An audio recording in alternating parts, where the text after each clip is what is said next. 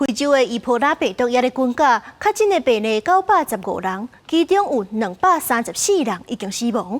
這第一線以護甲防疫所人員尚無有75人着病，17人死亡。世界衛生組織指出，疫情上較嚴重的剛果民主共和國，難免贏人是傷過濟，衛生條件歹，民眾討厭檢驗甲治療，醫護人員真辛苦。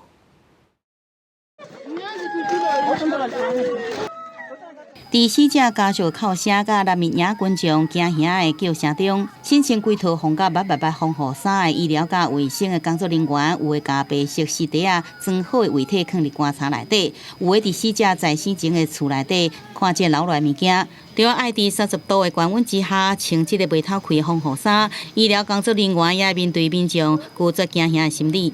Par rapport, par exemple, aux malades là qui sont brutaux, il y a de ceux qui nous saisissent même parfois.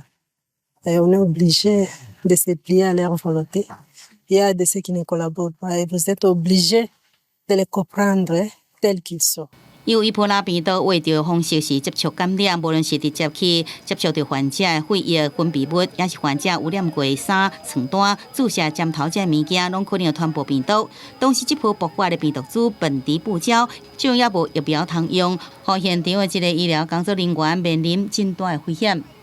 So far, we have 75. The data of today, we have 75 healthcare workers who have been infected from the Ebola Butimbujo, and among them, we have 17 deaths. On est un peu stressé parfois, toucher un malade qui peut nous contaminer à tout moment. C'est pas facile, mais nous sommes donnés pour le faire parce qu'on a prêté serment pour ça.